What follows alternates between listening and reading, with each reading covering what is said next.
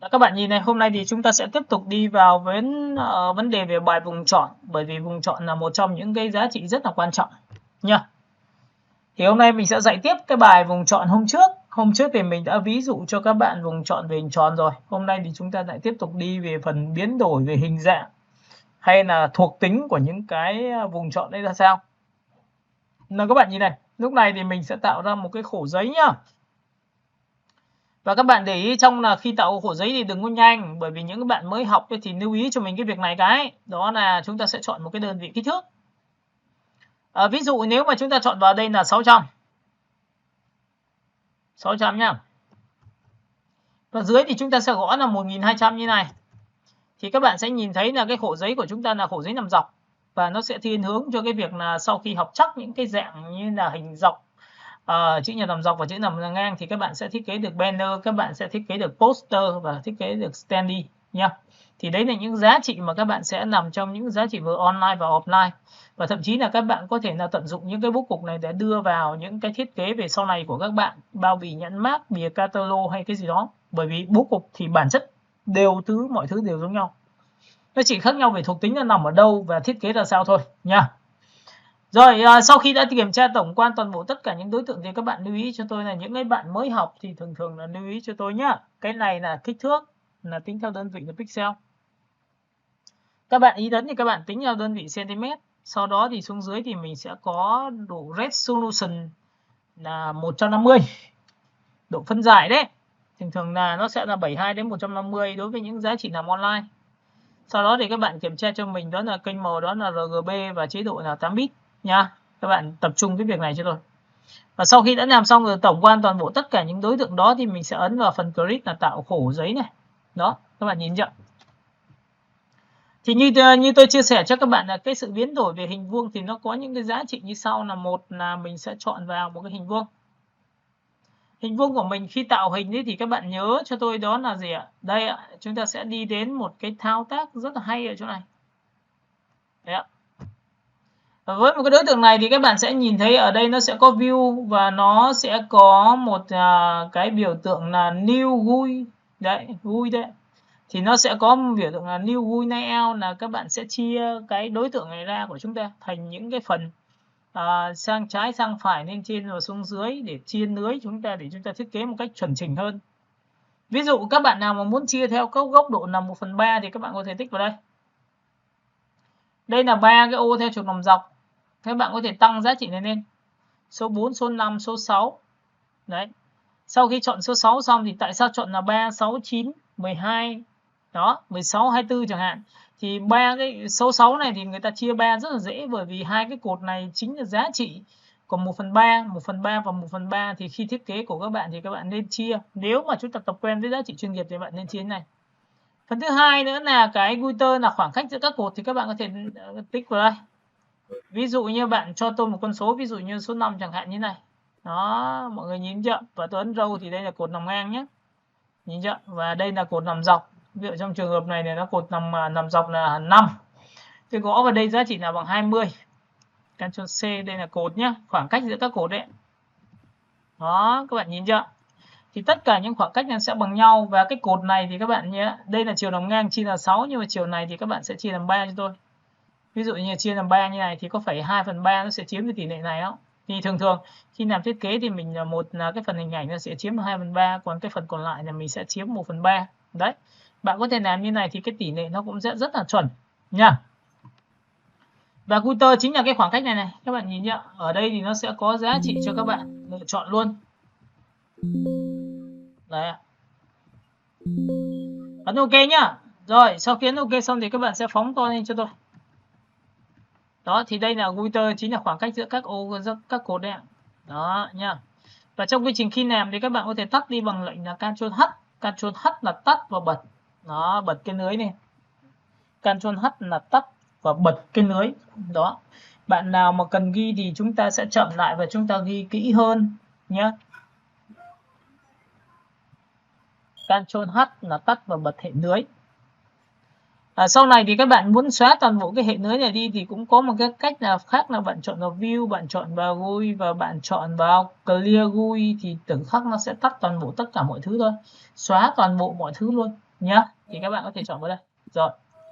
Sau khi đã làm xong thì như các bạn biết rằng là khi mình làm thiết kế thì mình sẽ vẽ một cái biểu tượng như này. Đây là vùng chọn này. Đấy, các bạn thấy không? Vẽ như này nó sẽ rất là chính xác bởi vì nó luôn chiếm với tỷ lệ bằng 2/3. Các bạn hiểu cái này chưa nhỉ? Alo. Ok, mọi người có để ý cái đoạn này chứ nhỉ? Đấy, mình vẽ một cái vùng chọn nó đúng bằng cái này. Và theo thông lệ bình thường thì mình sẽ lập ra một layer mới và mình sẽ đổ cho nó một cái giá trị về màu sắc. Thì mọi người có thể chọn màu sắc nào cũng được. Chúng ta có thể chọn một cái màu cam, màu vàng, màu tím gì đó tùy theo tính chất. Được chưa?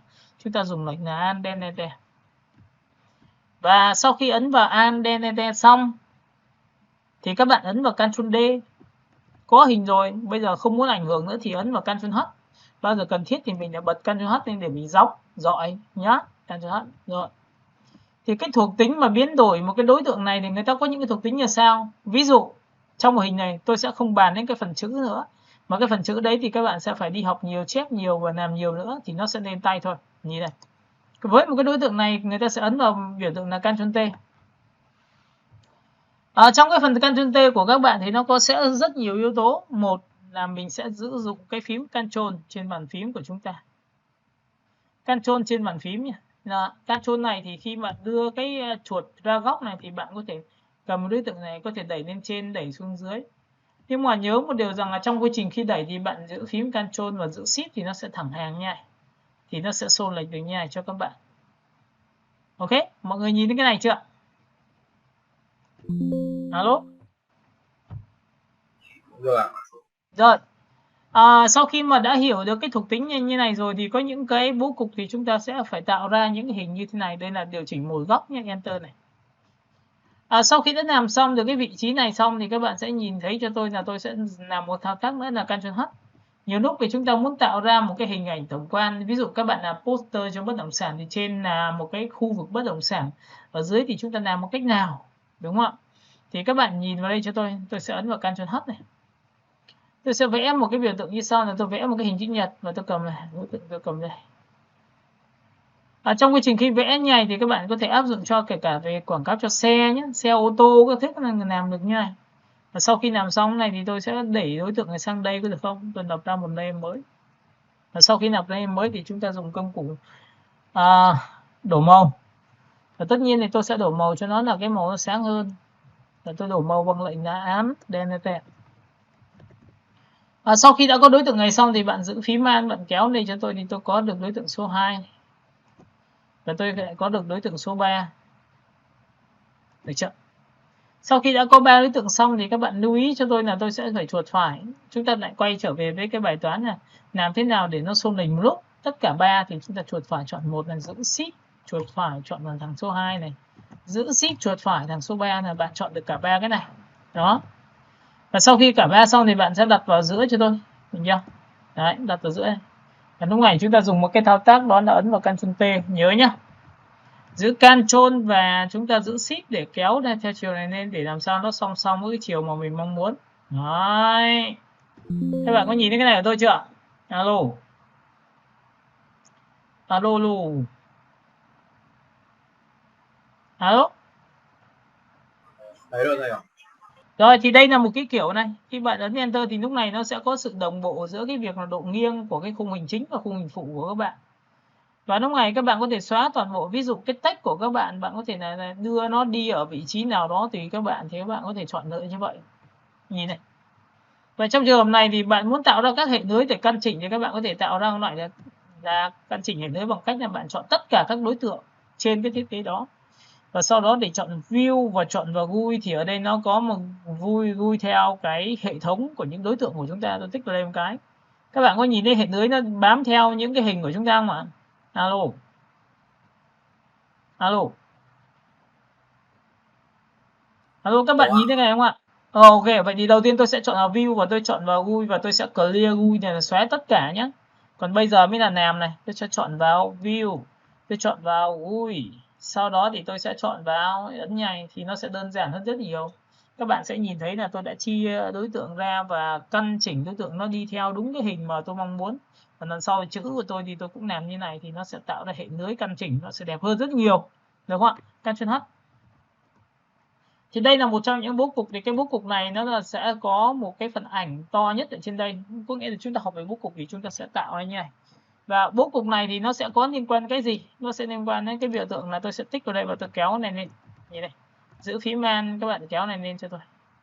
Và cái này thì các bạn có thể đặt vào giữa, cái này có thể là bạn thu nhỏ lại. Thu nhỏ lại. Sau khi thu nhỏ lại xong thì cái khung hình, tại vì nó là khung hình mà nên là mình có thể được quyền sử dụng một cái chiêu thức là cái chỗ này nó sẽ là cái logo. Mà logo thì nó có độ chéo rồi thì mình chỉ việc làm sao em vẽ một cái hình nha. Và sau khi vẽ xong thì các bạn sẽ dùng một cái thao tác là tôi sẽ ấn vào đối tượng là Ctrl T và giữ Shift thì kéo đối tượng lên theo chiều đó. Đấy, các bạn có nhìn thấy cái hình này của tôi chưa? Alo. Alo. Rồi, tiếp theo đây là những cái bố cục rất là cơ bản thì bạn sẽ phải chuột phải vào cái khung hình chính, bởi vì nguyên tắc của cái hình chính này luôn luôn phải có chuyển độ. Nên chính vậy mà các bạn có thể dùng cái giải pháp là 50% là opacity 50. Ấn vào Ctrl G của đối tượng nó lên thì nó sẽ lên trên cái đối tượng mình vừa làm, được chưa? Và cái này tôi sẽ để là 100%. Và tôi sẽ đẩy cái này lên một tí thì nó sẽ có khung viền chuyển độ cho các bạn để các bạn làm. Có nghĩa là giai đoạn 1 mà chúng ta chưa làm xuất sắc về mặt sáng tạo vội thì chúng ta ít nhất phải là ổn định. Được không ạ? Rồi, sau khi đã làm xong thì cái phần còn lại của các bạn chính là phần text. Thì cái text của chúng ta luôn luôn là trong trường hợp này chúng ta sẽ dùng là một là căn giữa, hai là căn phải. Các bạn có thể chọn vào text và đánh cho tôi một cái text gọi là text Ctrl T và chúng ta phóng to này. Trong cái phần text này thì các bạn lưu ý cho tôi là cái phần text của chúng ta luôn luôn phải căn chỉnh. Đối tượng của chúng ta phải cực kỳ chuẩn. Và cái text này thì các bạn có thể kéo màu từ vị trí màu này đối tượng xuống này. Sau đó thì các bạn sẽ chọn cho tôi một cái phông chữ. Và phông chữ lúc này thì các bạn có thể chọn những cái phông chữ là chúng ta chọn vào phông chữ có chân. Chúng ta có thể chọn phông có chân và phông nước ngoài. Đó. Tất nhiên phông nước ngoài thì chúng ta sẽ phải che giấu, nhưng ít nhất thì chúng ta sẽ mang hơi hướng của việc là phông có chân đi với không chân. Các bạn lưu ý cho tôi cái việc đó. Và lúc này thì tôi sẽ ấn vào Ctrl T và tôi phóng to như này. Đấy.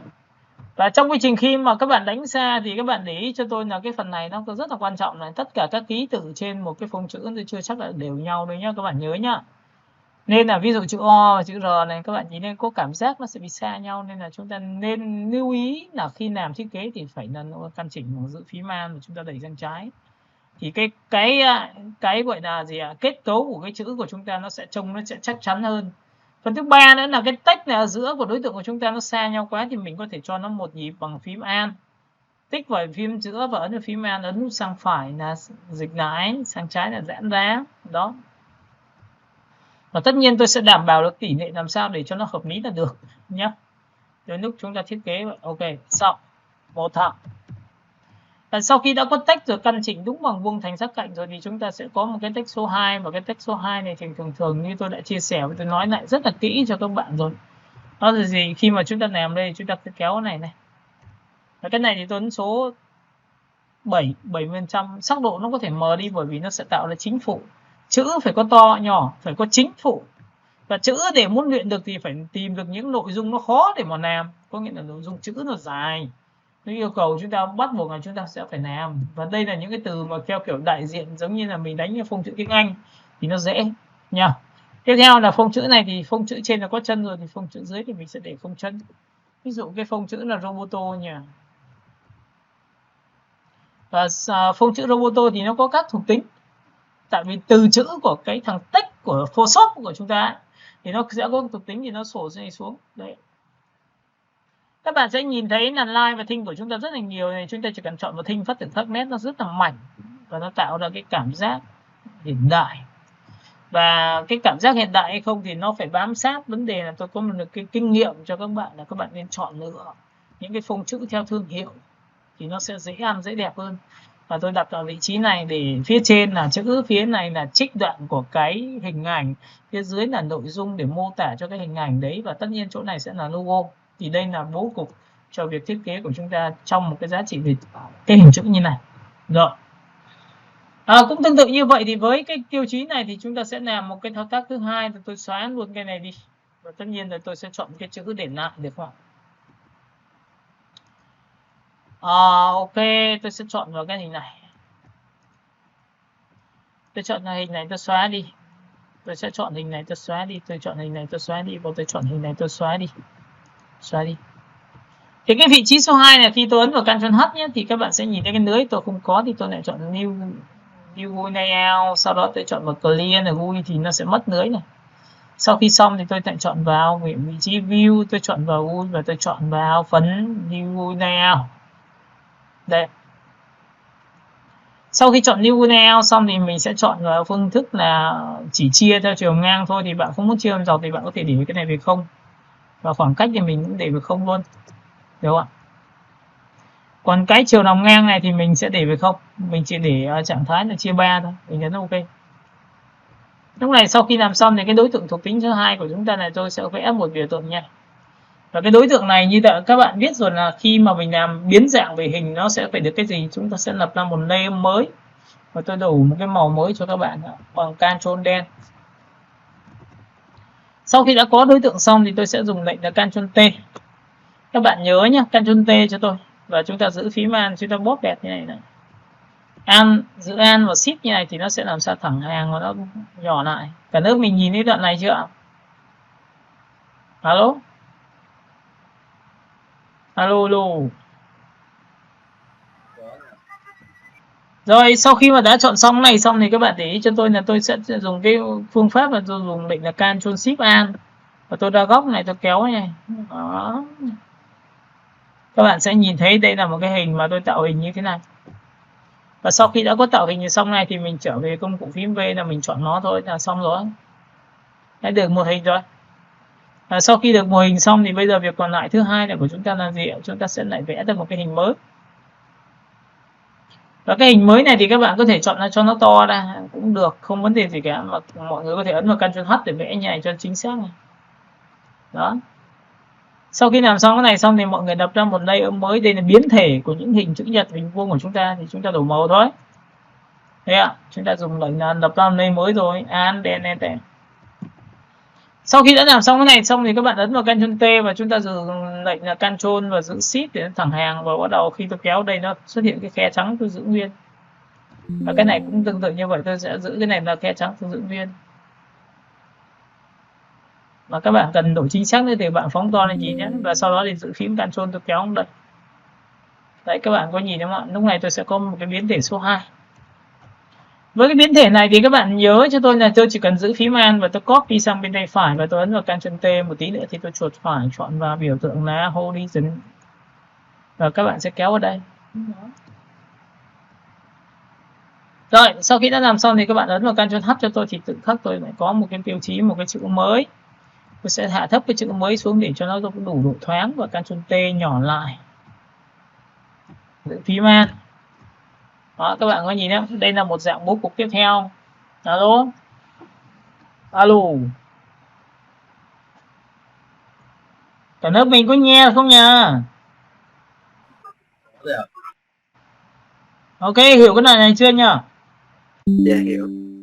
Rồi tiếp theo mình chốt lại cái phần này thì các bạn nhìn giữ Ctrl và trong đó có lệnh là Ctrl Shift Alt để bẻ theo cái góc của chúng ta, nó có thể theo chiều hướng đấy. Rồi tiếp theo cũng tương tự như vậy thì chúng ta sẽ có những cái nền tảng khác, ví dụ chúng ta lại xóa cái đối tượng này đi. Và tất nhiên cái này bố cục thì nó có thể áp dụng cho chiều nằm dọc và chiều nằm ngang. Các bạn có thể vẽ một cái hình như thế này. Sau khi vẽ hình xong thì các bạn nhớ cho tôi là lập ra một layer mới. Cái này thì các bạn có thể cho nó ngắn lại tùy theo tính chất. Logo tôi để phía trên. Tôi lập ra một layer mới và tôi đổ màu. Sau khi đổ màu xong thì các bạn nhớ cho tôi là tôi sẽ copy cái này làm 2. Copy làm 2 này, đây copy làm 2 này. Sau khi copy làm 2 xong thì các bạn để ý cho tôi thêm một lần nữa là tôi sẽ phải đổi màu cho cái này bằng cách nào. Thì tôi nhắc lại cái bài cũ thôi, tại vì muốn đổi màu cho các bạn thì các bạn nhớ cho tôi là bạn phải khóa nền nhé. Nhìn thấy khóa nền chưa? Nhớ là muốn đổi màu cho đối tượng này phải khóa nền và chọn một cái màu khác. Tôi dùng lệnh là Ctrl đen thì tự khắc nó sẽ đổi màu phía dưới. Và lúc này thì tôi sẽ cho nó giá trị là có thể là xuống dưới hoặc là lên trên đối tượng kia một tí, và thường thường tôi ấn vào Ctrl T. Sau khi ấn vào Ctrl T thì tôi sẽ dùng lệnh là Ctrl Shift Alt, tôi sẽ cầm góc này tôi kéo vào thì hai cái đầu nó sẽ theo hướng như thế này. Và sau khi mà vào xong cái này thì tôi sẽ kéo xuống một tí nữa này, tôi sẽ dựng phim ra tôi kéo đây. Đó, rồi các bạn sẽ kéo vào đây cho tôi, nhớ nhé. Đấy. Rồi, sau khi đã làm xong và ấn Enter cho tôi là tự khắc tôi có được cái hình này. Và cái hình này thì các bạn có thể ấn vào Ctrl T một lần nữa và giữ Shift bẻ theo chiều nha. Đấy, có thể này có những người thì người ta muốn làm như và người ta có thể đẩy lui vào trong đây và người ta giữ Shift người ta kéo ra ngoài như này. Đây là cái giá trị các bạn có thể làm cho thời trang. Rồi sau khi làm xong bên này thì tôi sẽ kéo sang bên này và tôi ấn vào Ctrl T và tôi chuột phải chọn vào biểu tượng là đối xứng lại. Ctrl T, Fit Horizon là đối xứng ngược lại. Bạn kéo ở đây cho tôi một tí là tự khắc nó sẽ có được. Đấy, hình thể của chúng ta đây. Và cái hình thể này thì các bạn nhớ là sau khi làm xong này thì chúng ta lại có một cái bố cục mới, và mỗi một cái bố cục này thì nó sẽ áp dụng cho kể cả là cái ảnh của chúng ta là bên trong và bên ngoài đều được hết, nó đều đẹp hết nha. Rồi tiếp theo, sau khi đã có được xong cái phần này thì chúng ta lại xóa cái đối tượng đi. Chúng ta lại xóa đối tượng đi. Chúng ta sẽ có một cái biểu tượng là Ctrl H và Ctrl biểu tượng là M, và chúng ta vẽ qua cái biểu tượng hình chữ dưới thì tôi không nói nữa. Tôi sẽ lập ra một layer mới và tôi lại đổ màu cho các bạn bằng lệnh là Ctrl đen. Ở trong cái phần này thì các bạn nhớ cho tôi là tôi sẽ dùng một cái giải pháp là tôi ấn vào biểu tượng Ctrl T, thì trong cái phần Ctrl T của chúng ta nó có lệnh warp là có nghĩa là biến thể về cái công cụ hình vuông của chúng ta, nó có thể biến đổi được bao nhiêu bố cục, thì tôi sẽ tích vào đây.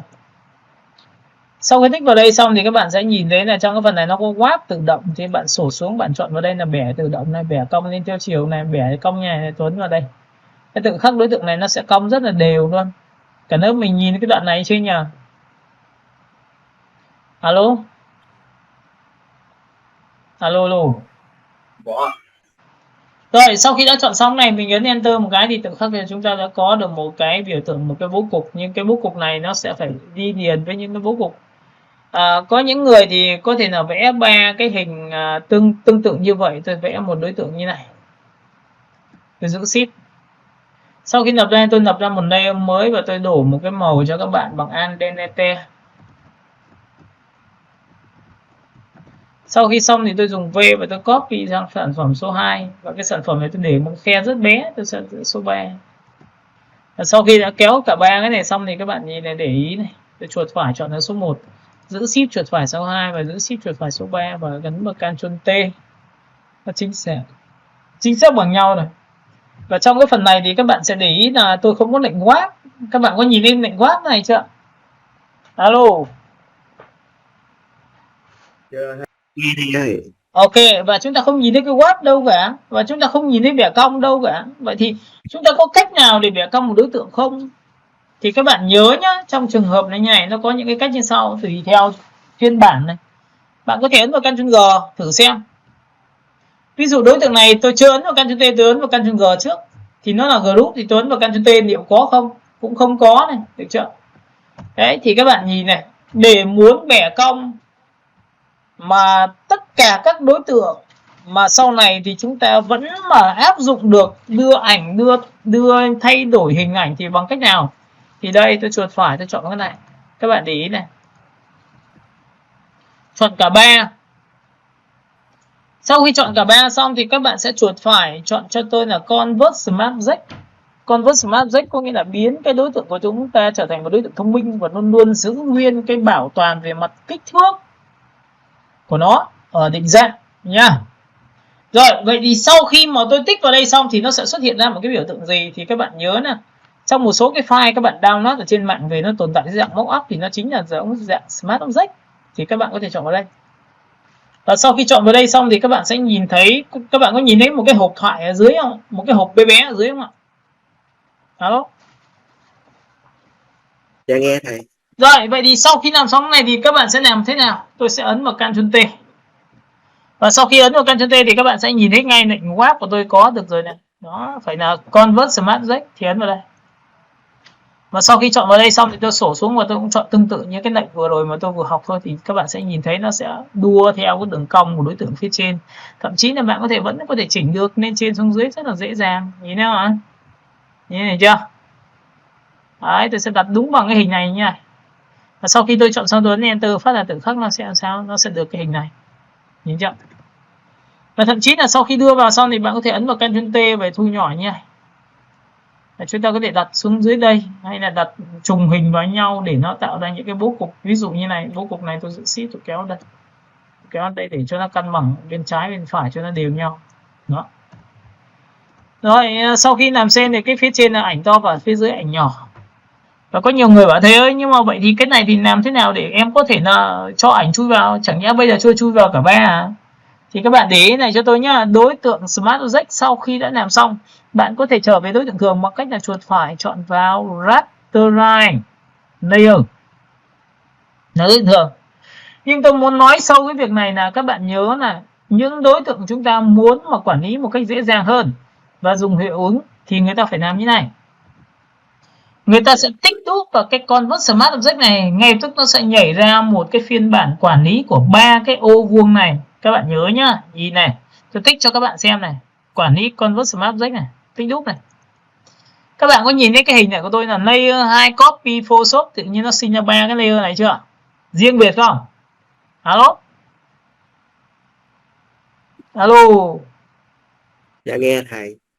Thì lúc này ví dụ mỗi cái ô này tôi sẽ đưa một cái tấm ảnh thì có được không? Hay là mỗi ô này tôi thay đổi một cái màu thì có được không? Thì các bạn nhìn vào đây cho tôi nhìn này. Tôi sẽ khóa nền lại và tôi đổ một cái màu cho các bạn. Ví dụ tôi sẽ đổ đầu tiên là màu xanh, tôi đổ nhé, bằng Alt-Delete. Sau đó tôi chuột phải, tôi chọn vào vị trí số 2 thằng này thì tôi lại khóa nền lại, tôi lại đổ một cái màu mới. Được chưa? Alt-Delete. Và sau khi đã làm xong được cả ba cái đối tượng này thì tôi chỉ cần làm mỗi cái thao tác là tôi chọn vào File và tôi chọn vào Save nó lại thôi. Ví dụ các bạn chọn vào Ctrl S như này. Đấy, Ctrl S xong rồi thì ngay lập tức là khi Ctrl S xong thì sang cái file mà thiết kế chung nó gồm của cái này tự khắc nó sẽ lưu lại cho các bạn. Các bạn có nhìn thấy nó vẫn bẻ cong không ạ? Nó vẫn ra cái màu đấy không ạ? Alo? Đấy nhá. Rồi tiếp tục cũng tương tự như vậy thì bây giờ tôi lại ấn xem là cái file, chọn vào Ctrl O xem có được không? Trong cái phần này thì các bạn nhớ cho tôi là tôi chọn vào phần download, và sau khi tôi chọn vào download xong thì tôi có thể chọn những cái ảnh chẳng hạn. Ví dụ trong phần này thì tôi sẽ chọn một cái ảnh về mỹ phẩm chẳng hạn, tôi sẽ cho một cái ảnh như này, Ctrl A. Đây, chọn mỹ phẩm này, Ctrl A nhá. Ctrl C nhá, sau đó thì tôi tắt ra đi. Và sau đó thì bây giờ tôi chọn vào từng cái một là Ctrl V. Với hình cô gái đưa vào rồi thì các bạn sẽ cho cái ảnh chui vào khung. Cho ảnh vào khung nhé. Thì nhớ là ảnh phải trên cái layer này, một layer thôi. Đây, 3 muốn chui vào 2 thì 3 phải trên 2. Được chưa? Sau đó thì bạn ấn vào Ctrl T giúp tôi và giữ phím Man để thu nó nhỏ lại. Nhỏ lại thì chúng ta được một cái hình đầu tiên. Đó, các bạn nhìn chưa? Sau đó thì tôi thu đến đây. Sau đó thì dùng lệnh là Ctrl Alt G là tự khắc nó chui vào. Thế là chúng ta đã có được một hình đầu tiên. Ctrl O chúng ta sẽ có được hình số 2. Cũng tương tự như vậy này, Ctrl A chọn hết, Ctrl C copy. Sang file thiết kế của các bạn chính là file này thì tôi lại ấn vào Ctrl V. Nhưng trước khi Ctrl V thì phải chuột phải này, nhớ chưa? Đấy, Ctrl V bây giờ mới là chuẩn. Thì cái đối tượng layer 4 này muốn chui vào layer 2 copy thì layer 4 phải trên layer 2 copy. Và dùng lệnh là Alt Ctrl G, Ctrl T. Và chúng ta dùng phím Man chúng ta thu nhỏ lại. Thế là chúng ta đã có được cái phương án số 2. Và tất nhiên là khi kéo mặt của chân dung thì nhớ là nó cũng phải tương đồng với nhau chẳng hạn nhá. Đấy là một cái việc. Rồi tiếp theo cũng tương tự như vậy, tôi sẽ ấn vào Ctrl O. Tôi sẽ chọn vào Ctrl O nhé. Sau khi chọn vào Ctrl O xong thì các bạn sẽ chọn ra phần download và tôi sẽ chọn một cái chân dung khác chẳng hạn. Các bạn có thể chọn vào đồng hồ, rồi các bạn có thể chọn vào nữ.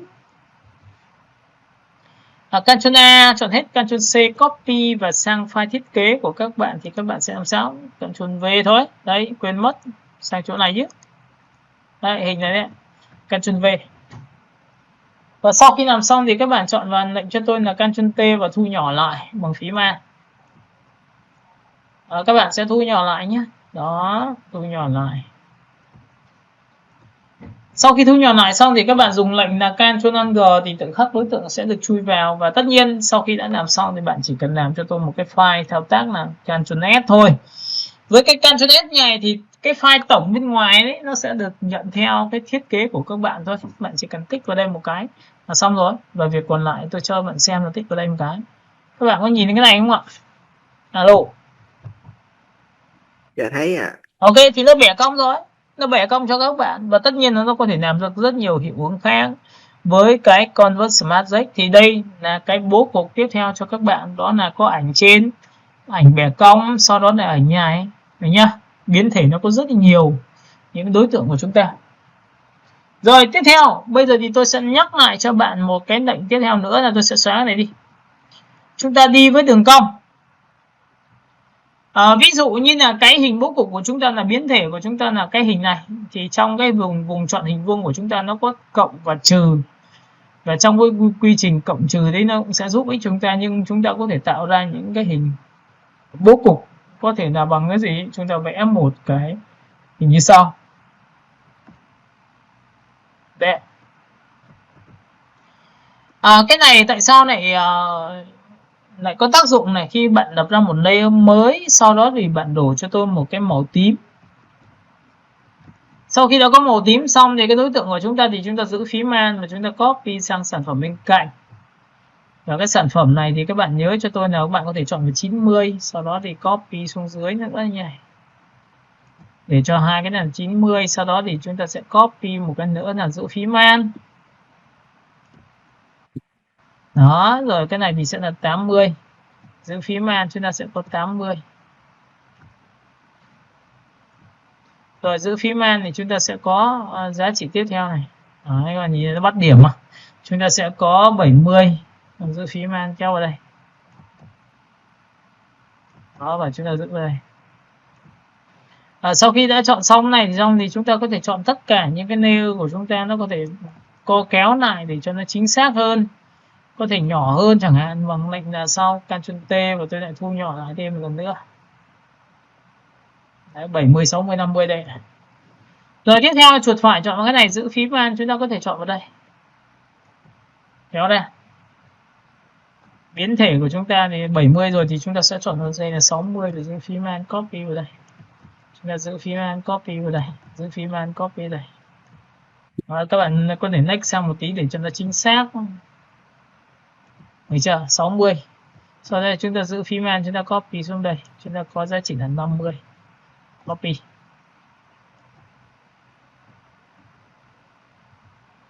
Giữ phím Alt chúng ta copy vào đây. Giữ phím Alt chúng ta copy vào đây. Giữ phím Alt chúng ta copy vào đây. Giữ phím Alt chúng ta copy vào đây. Thì sau khi đã chọn xong tất cả những đối tượng này xong thì các bạn có thể chọn vào vị trí layer số 9 và kéo xuống dưới. Đây là những cái layer tôi vừa tạo ra. Và layer này thì các bạn có thể đẩy sang phải sang trái tùy theo tính chất. Ví dụ như bạn có thể để lệch như thế này. Đây là một cái góc độ này. Được chưa? Và đặt như này. Sau khi làm xong thì bạn sẽ giữ phím Alt cho tôi, bạn kéo sang đây cho tôi một tí và dùng lệnh là Ctrl T nhé. Giữ phím Alt này, copy này, sau đó Ctrl T.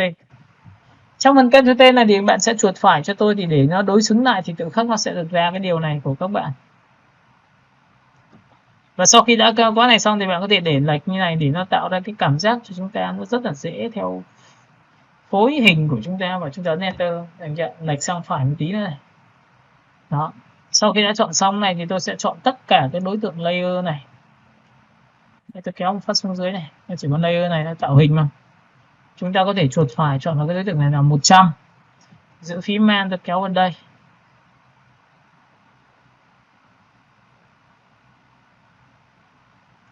Giữ phím Alt tôi kéo vào đây.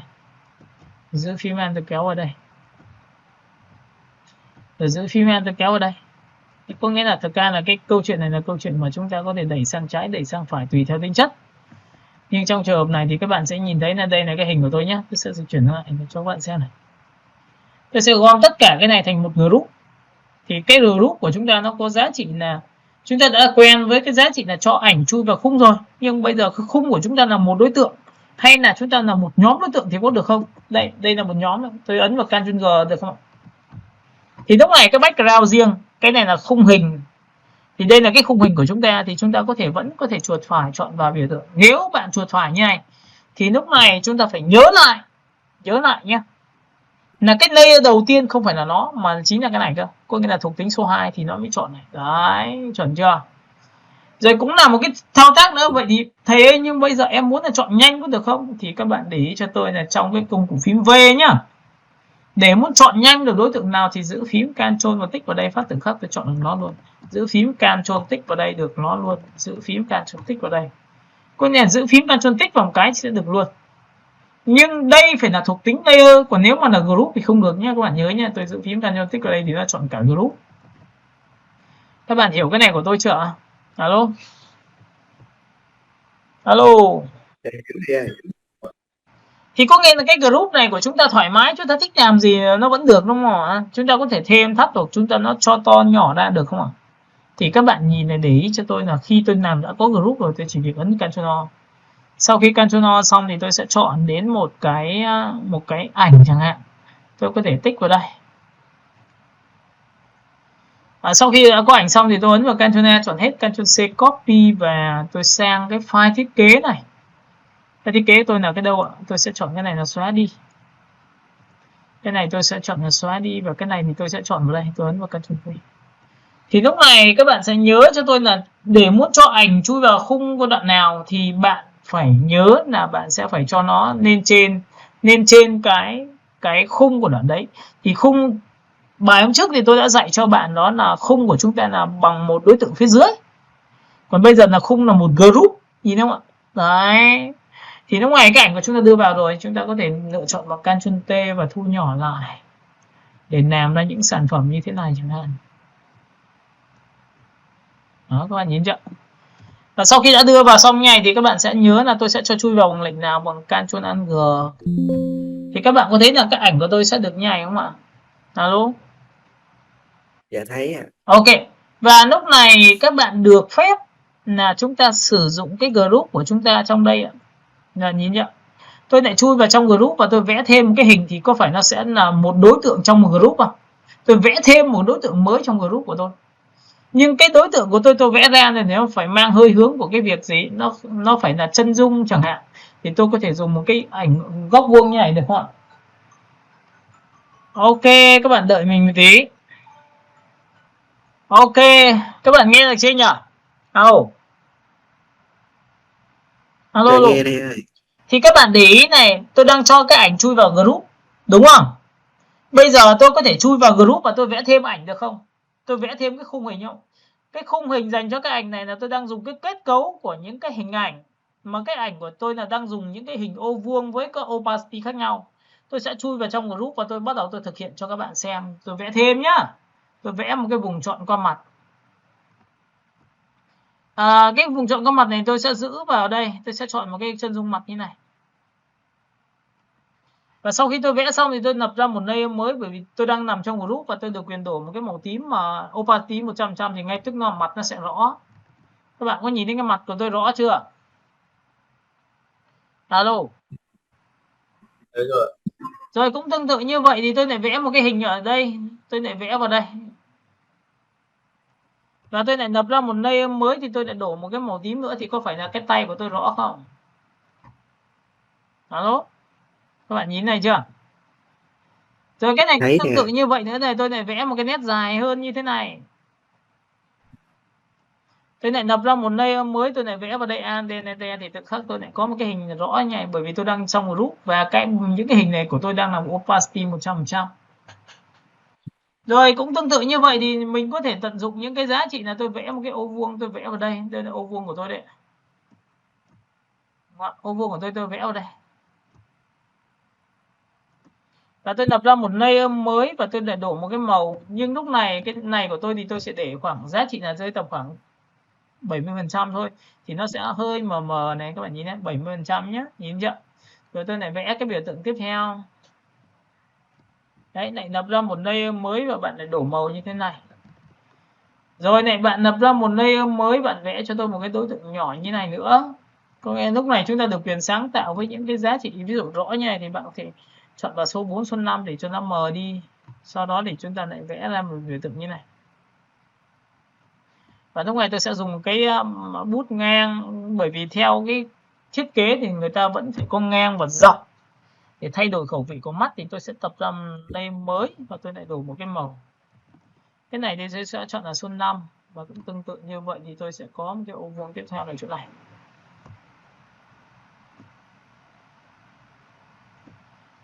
Lập ra một layer mới và chúng ta đổ màu. Các bạn có nhìn những cái này của tôi chưa ạ? Alo. Có. Ok, và tất nhiên là những cái này của các bạn là bạn được quyền sáng tạo, nhưng miễn sao khi làm về bố cục group thì phần chính của mình vẫn phải rõ. Đó là chân dung, là đồng hồ, là sản phẩm đấy. Còn những chỗ khác thì chúng ta có thể chìm vào nền hay không đấy là tùy chúng ta thôi. Lập ra một layer mới về tôi đổ màu này. Đấy, các bạn nhìn này của tôi chưa? Sau khi làm xong thì chúng ta cũng có thể tạo ra những cái viền nó bằng cái gì thì tôi dạy cho bạn một cách tạo viền nhá. Nhìn này, các bạn có thể ghi là cách tạo viền cho đối tượng mà không phải vẽ ra cả đối tượng thì là một cách nào. Thì đây, cách tạo viền. Thứ nhất là bạn phải có vùng chọn.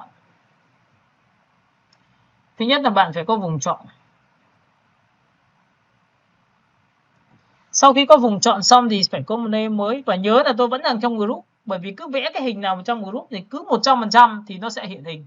Còn opacity thì nó sẽ là cái hình đó nhưng giảm độ đi, nhưng vẫn phải trong group. Đó, tôi lập rồi.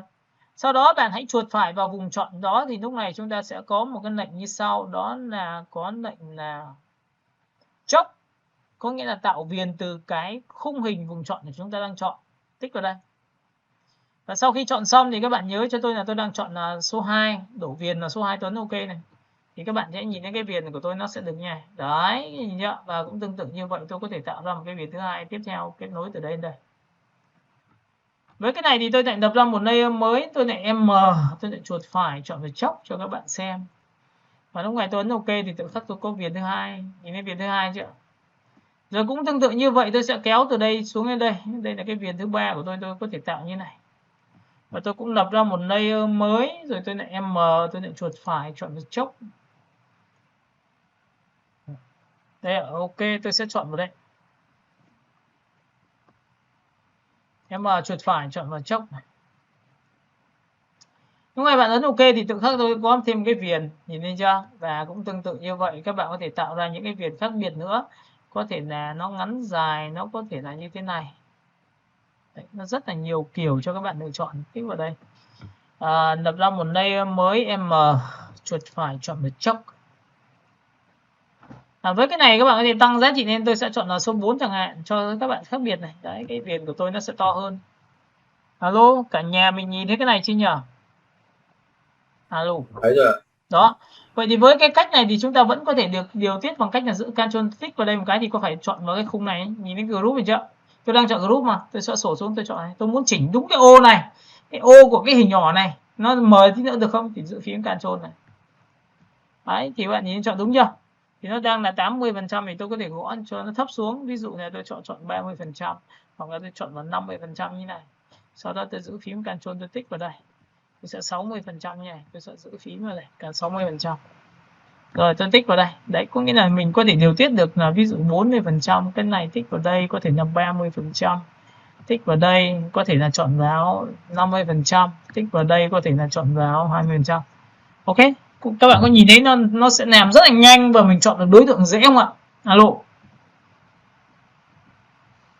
Ủa? Đấy, thì các bạn có thấy là khi mà tôi tạo ra một bố cục này thì nó tạo ra một sự khác biệt, và khác biệt đấy là tùy theo tính chất của mình mong muốn thôi nha. Các bạn hiểu cái này chưa? Alo, đây là làm hoàn toàn trong group nhá. Các bạn hiểu cái này chưa? Còn nếu mà các bạn muốn chủ động thì thường chúng ta sẽ vẽ như này. Vẽ đơn giản thì thường muốn bố cục mà không theo ngẫu hứng, theo kiểu nó có quá nhiều chi tiết thì bạn cứ chọn vào group đấy và ấn nút Enter cho tôi nha. Lúc này thì buộc là các bạn sẽ phải dùng cái giải pháp như sau, đó là chúng ta sẽ chọn chân dung. Mà chọn chân dung thì buộc là chúng ta sẽ phải chọn vào New Layout. ví dụ như new nail này là chúng ta như thế nào thì chúng ta có thể chọn vào đây, vẽ chân dung có thể là như thế này. Đây là cái chân dung đầu tiên mà của chúng ta như thế này. Sau khi chọn xong cái này xong thì các bạn sẽ lập ra một layer mới và bạn đổ màu này, được chưa? Đó, chúng ta sẽ đổ màu và cho lên trên nhé. Đấy thì tôi ấn là 50 cho các bạn dễ nhìn. Sau khi đã có 50 xong thì các bạn giữ phím Alt cho tôi, bạn phải copy ra đây. Và tất nhiên là cái biểu tượng này để của các bạn thì các bạn sẽ phải làm sao Ctrl T và có thể giữ Shift, có thể thu nhỏ lại như này. Có thể đến đây và chúng ta có thể giữ Shift kéo bẹt đến đây để nó hiển thị cái đồng hồ. Và chúng ta có thể dịch chuyển cái đồng hồ lên trên một tí, và cái tay này của chúng ta có thể lên trên hoặc xuống dưới tùy theo. Chuột phải vào đây giữ phím Alt và chúng ta kéo sang đây. Chúng ta cũng hạn chế là chém cái mặt của chân dung ra thành nhiều miếng nhé. Nên là tôi cái khe này để rất là bé. Nên các bạn có thể ấn vào Ctrl T và giữ Shift, các bạn có thể thu nhỏ vào đây. Và bắt đầu là chúng ta sẽ thực hiện thao tác là Ctrl T và thu nhỏ cái này cho nó ngắn lại. Cái này nó ngắn lại tẹo. Rồi, sau đó thì từ cái này xong thì các bạn sẽ giữ phím Alt, bạn copy đây cho tôi. Được chưa? Và cái này thì tôi sẽ chọn vào đây, tôi ấn vào Ctrl T và tôi giữ Shift tôi kéo đây để nó lấy tỷ lệ tiếp theo là cái này. Rồi chuyển sang để lấy một cái khe. Khe nó rất là bé này và tôi ấn Ctrl T và lại thu nhỏ lại. Giữ phím kéo thu nhỏ lại. Rồi từ bên này thì tôi sẽ giữ phím Alt để kéo sang bên này một tí nữa và tôi lại ấn vào biểu tượng như sau là Ctrl T. Giữ Shift và chúng ta thu nhỏ lại như này và thu nhỏ lại như này và chúng ta sẽ lại kéo vào đây như này. Đó, các bạn nhìn chưa? Và cũng tương tự như vậy, tôi giữ phím Alt, tôi copy sang bên này một lần nữa và các bạn sẽ nhìn thấy cái hình của tôi nó sẽ được như này. Và tôi ấn vào Ctrl T, giữ Shift kéo vào đây và giữ Shift kéo vào đây. Và Ctrl T của chúng ta này, chúng ta giữ Shift và chúng ta kéo vào đây nữa thì từ khắc chúng ta sẽ có được cái này. Nhìn này chưa? Và cũng tương tự như vậy, tôi giữ phím Alt, tôi copy đây này, tôi sẽ chọn vào đây. Lúc này sau khi đã làm xong tổng quan toàn bộ đối tượng thì tôi chọn cả đối tượng này và tôi đẩy 100% luôn cho nó các bạn sẽ dễ nhìn màu. Các bạn có nhìn thấy cái này của tôi chưa? Alo? Có. Rồi vậy thì những cái đối tượng này của tôi thì cái này là 100, cái này 100 bởi vì nó phải rõ nên là tôi sẽ đặt vào nó là 100%. Hay là tôi muốn rằng cái này là bao nhiêu phần trăm hả? 100%. Cái này tôi sẽ chọn là hai cái bên cạnh này tôi sẽ chọn là 80%. Chuột phải vào cái này giữ Shift, chuột phải vào cái này tôi chỉ chọn hai cái này thôi. Tôi chọn vào 60%. Và chuột phải vào cái này và chuột phải vào cái này tôi sẽ chọn vào 40%. Thì các bạn sẽ nhìn thấy cái sắc độ nó sẽ chuyển giao từ 100 đến 80 đến 60 và đến 40. Và sau khi đã làm xong tất cả mọi thứ thì tôi sẽ group lại tất cả các đối tượng thôi. Giữ Shift chọn đây. Cả nước mình nhìn thấy cái này chưa? Đó. Thấy rồi. Rồi, Ctrl G thôi. Thì có phải Ctrl G nhé, tôi sẽ đặt tên là tích group vào và đặt tên là khung ảnh. Các bạn sẽ phải tập luyện những cái bài này một cách gọi là nhiều. Bởi vì như vậy thì chúng ta mới rút ra là thế nào gọi là nó đẹp, nó hợp lý không. Ok, chọn vào cái ảnh này, cho lên trên tất cả này thì có phải ảnh nằm trên khung không? Muốn cho ảnh vào khung thì chúng ta chọn vào Ctrl Alt G. Thì các bạn sẽ có một cái bố cục rất là đẹp. Các bạn có nhìn ngay không ạ? Alo. Có. Rồi vậy thì với cái này thì khi nó đã có sắc độ để nó tạo ra chiều sâu cho thiết kế thì bắt đầu nó sẽ dùng cái nhấn nhé. Tôi vẫn chui vào trong group này. Đấy, chui trong group này, tôi sẽ lập ra một layer mới và tôi vẽ vào đây. Đây là những cái chi tiết, ví dụ chỗ này tôi muốn đồng hồ nó rõ nên tôi sẽ vẽ một cái ô đồng hồ như này. Vẽ cái đồng hồ rõ này nằm trong đây. Sau khi tôi chọn vào trong đây xong thì tôi sẽ làm sao? Tôi lập ra một layer mới và tôi đổ màu cho các bạn xem bằng Alt Delete thì cái đồng hồ rõ hơn. Nhìn thấy chưa? Rồi tiếp theo phần nữa thì tôi sẽ làm sao? Tôi sẽ chọn vào vị trí là của cái gì ạ? Tôi sẽ chọn vào con mắt của chúng ta, có thể tích vào đây một lần nữa. Tôi sẽ lập ra một layer mới và tôi lại đổ màu cái màu thì các bạn sẽ nhìn thấy là con mắt của tôi nó sẽ đi qua như này. Các bạn có nhìn thấy không ạ? Rồi từ cái này xong thì các bạn nhớ cho tôi là tôi sẽ lại tạo ra một layer mới và tôi tạo viền cho nó bằng M chuột phải hoặc là vẽ cho nó to ra. Ví dụ to ra như này này. Đó, vẽ to ra và sau đó thì tôi sẽ chuột phải chọn vào chốc. Có nghĩa tôi vẽ hoàn toàn trong cái khung ảnh và cứ vẽ khung ảnh bằng một cái hình màu như nào thì nó sẽ được như này. Thì lúc này các bạn sẽ nhìn thấy đây là cái khung ảnh của tôi đấy. Tôi có thể dịch chuyển nhé, bình thường vẫn dịch chuyển được như bình thường nhé, tại vì nó là đối tượng mà. Rồi từ bên này sau thì khi làm xong thì tôi sẽ làm sao? Tôi sẽ làm cho nó một cái biểu tượng. Các bạn có thể tạo ra những cái biểu tượng khác biệt nữa, là có thể là vẽ cái ô của chúng ta nó có thể như này, nhưng mà để lập ra một layer mới nên tôi lại đổ một cái màu, một cái màu cho nó là có thể là màu gì đó tùy, nhưng mà tôi có thể để không này, được chưa, nhỏ hơn, lập ra một layer mới đổ màu. Với cái biểu tượng này tôi có được cái hình này, tôi dùng V và tôi kéo vào đây, tôi giữ phím Alt tôi kéo ra đây 50, tôi giữ phím Alt tôi kéo ra đây chọn vào 70, tôi giữ phím Alt tôi kéo vào đây. Đấy, các bạn nhìn nha, rất là dễ dàng. Và sau khi tôi đã chọn xong cái này thì tôi đã có được cái biểu tượng hình cho nó vui là chính, nhìn hình nó phải đẹp chẳng hạn. Ok, tôi chọn số 3. Luyện tập về bố cục của chúng ta phải làm rất là nhiều chứ không thể làm ít được. Rồi từ cái biểu tượng này thì người ta có thể trang trí những cái hình khác, ví dụ như chúng ta lập ra một layer mới, chúng ta có thể cho nó trang trí như này. Đó, đây tôi lập ra layer mới và tôi đổ màu cho các bạn xem. Sau khi đã đổ xong thì tôi sẽ chọn vào đây và tôi sẽ được quyền copy, giữ phím Alt tôi copy đây, giữ phím Alt copy đây, giữ phím Alt copy đây. Có nghĩa là thực ra là tính chất trang trí của các bạn, bạn thích trang trí đến đâu thôi là mình có thể tự làm cái này hết. Nhìn chưa? Đấy, chúng ta có thể trang trí như vậy. Và trang trí thì các bạn biết rồi là nó có thể là ngắn dài cao thấp khác nhau. Ok, chúng ta sẽ đẩy ra đây, chuột phải chúng ta chọn vào đây, giữ phím Ctrl tích vào đây. Nhớ là giữ phím Ctrl thì nó mới chọn được hình nhá. Và nhớ là khi phím Ctrl thì chúng ta phải làm gì á? Chúng ta sẽ phải làm một thuộc tính là chọn vào thuộc tính layer thì mới như này được. Tôi đấy, các bạn nhìn tôi không cần phải biết chọn layer chỗ nào luôn, giữ Ctrl tích vào đây phát được luôn. Đó, các bạn nhìn nào. Alo, cả nhà mình nhìn thấy cái này chưa? Có. Rồi, sau khi đã có thuộc tính là xong thì chúng ta lại xóa toàn bộ cái khung ảnh này đi. Và bắt đầu chúng ta sẽ chọn một cái thuộc tính nó mang tính chất nó hơi góc cạnh hơn một tí, thì các bạn có thể chọn vào đây chúng ta vẽ nha. Sau khi vẽ xong cái này xong thì các bạn sẽ nhớ một điều rằng cho tôi là tôi sẽ lập ra một layer mới. Tôi đổ một cái màu tím nhé. Và lúc này chọn vào 50% để cho các bạn nhìn này, 7% cho các bạn nhìn này. Đó. Với cái hình này các bạn ấn vào Ctrl T cho tôi thì giữ phím Ctrl và chúng ta sẽ kéo góc này xuống, Ctrl Shift để nó theo vát theo chiều chéo. Vát theo chiều chéo xong thì các bạn sẽ làm sao? Chúng ta sẽ lại lập ra một layer mới và chúng ta lại vẽ vào đây. Đây là cái phần hình của chúng ta sẽ đặt nha. Với hình này thì tôi lại lập ra một layer mới và tôi lại đổ màu cho các bạn xem. Và cái này thì tôi sẽ làm cái thuộc tính là tôi ấn vào Ctrl T, tôi giữ phím Ctrl và tôi kéo này xuống để nó xô lệch theo đúng cái hình của tôi.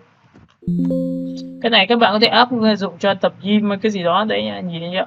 Và cái này nó có một cái thao tác rất hay là cái hình bên trong tôi sẽ tận dụng nó bằng cách như sau, là tôi sẽ làm bằng cách quay trở lại vùng chọn. Sau khi quay trở lại vùng chọn xong thì các bạn nhớ là hôm trước tôi vừa dạy cho các bạn tiêu chí, đó là tôi chọn vào Select và tôi chọn vào phấn Modify và tôi chọn vào Expand. Expand là to ra chẳng hạn, tôi ấn OK. Các bạn có nhìn thấy to ra chưa? Alo. Alo, alo. Alo. Nghe ơi. Đó, sau khi chọn to ra xong thì các bạn sẽ chọn vào cái layer phía dưới và bạn xóa đi thì nó sẽ thủng hình như này. Thì cái hình nó sẽ tồn tại được một cái hình như này. Với cái hình này thì bạn nhớ cho tôi là tôi giữ phím Alt và tôi có thể copy xuống đây và các bạn có thể chọn lựa một cái giải pháp là ví dụ cũng chỉ có 2 hình thôi, tôi sẽ chọn một cái hình nó nhỏ hơn nha. Đây cái hình tôi đấy, trên thì dưới, trái phải tôi sẽ đặt nha. Với cái biểu tượng này cũng tương tự như vậy thì tôi có thể dùng một cái giải pháp thì tôi sẽ chọn vào giữ phím Ctrl quay trở lại vùng chọn. Thực hiện thao tác là chọn vào Select, chọn vào Modify và chọn vào Expand thì lúc này tôi lại có số 8. Và cũng tương tự như vậy tôi chuột phải tôi xóa thằng này. Đó. Sau khi đã xóa hai thằng này đi xong rồi bắt đầu tôi mới thực hiện là thao tác là cái này là 100%. Tôi cho lên 100 luôn. Còn cái phần thằng này thì tôi sẽ để cho nó giá trị rơi tầm khoảng 80% và cái này cũng 80% luôn cho các bạn. Đấy, sau khi làm xong thì tôi sẽ chọn cả ba cái đối tượng này thành một bằng Ctrl G là khung ảnh đấy, tôi sẽ đặt là khung ảnh. Ok, và sau khi tôi chọn vào khung ảnh xong thì các bạn sẽ nhìn thấy là cái hình này của tôi đã xong. Và hình đã xong rồi thì bây giờ chúng ta làm một cách nào? Chúng ta sẽ có một cái giải pháp là chúng ta sẽ cho cái ảnh lên trên. Ảnh muốn chui vào khung thì chúng ta chỉ việc làm sao ảnh này chúng ta cho lên trên. Thì ảnh phải nằm trên khung thì chúng ta chọn vào lệnh là Ctrl A G thì cái ảnh của chúng ta sẽ được như này. Đó, các bạn có nhìn thấy cái này của tôi chưa? Xuống đây, xuống đây. Alo. Nhìn này chưa? Alo. Thấy rồi. Rồi với cái tiêu chí này thì giữ phím Ctrl và tích vào đây thì nó quay trở lại cái khung này thì tôi quay trở lại vùng chọn bằng lệnh là Ctrl. Và sau khi chọn vào Ctrl xong thì tôi dùng công cụ M và tôi dịch chuyển xuống dưới như này. Với cái khung ảnh như thế này thì tôi sẽ dùng cái thao tác là tôi sẽ lập ra một layer mới trong cái giá trị group. Tôi lại dùng công cụ M và tôi lại chuột phải với nó. Tôi chọn vào stroke nhá. Cái này thì các bạn sẽ chọn vào cho tôi là số 3 chẳng hạn. Rồi tôi là ok. Thế là tôi đã có viền của cái 3. Các bạn có nhìn ạ. Rồi cũng tương tự như vậy tôi có thể cơ đối tượng này thì tôi có thể được quyền copy ra đối tượng mới. Tôi có thể chọn như thế này. Giữ phím Alt copy từ đây đến đây. Và sau đó thì tôi sẽ ấn vào giá trị như sau, tôi lại copy tiếp theo một lần đến đây nữa thì tôi sẽ chọn vào số 30. Đấy, tùy theo tính chất mà để chúng ta lựa chọn. Ví dụ cái khung này của chúng ta là giữ phím Ctrl này. Đấy, tôi sẽ chọn vào cái này 50. Thấy không? Thì với những tiêu chí này thì các bạn thấy là tôi đã đặt xong. Và thậm chí là những cái chữ của chúng ta đôi lúc và chúng ta có thể là chơi một cái trò là đã có rất nhiều chữ làm theo cách này rồi. Ctrl T kéo vào đây. Cho nên trên tất cả. Và cái chữ này thì các bạn sẽ chọn cho tôi một cái T và tôi sẽ đặt một cái màu rất là sáng. Sau đó thì tôi ấn vào Ctrl T và tôi xoay theo chiều dọc. Đó. Cả nhà mình nhìn thấy cái này chưa? Alo, với bố cục này các bạn có thể làm standy rồi các bạn có thể biến đổi những cái hình của chúng ta nó một cách khác biệt đi theo cái cách thức nha. Rồi tiếp theo cũng tương tự như vậy với cái khung này thì chúng ta lại xóa toàn bộ cái text đi. Chúng ta xóa toàn bộ cái khung đi. Và với cái này thì bắt đầu chúng ta sẽ thực hiện thao tác nữa là chúng ta tạo ra những cái khung, ví dụ như là chúng ta vẽ một cái ô vuông dài như này.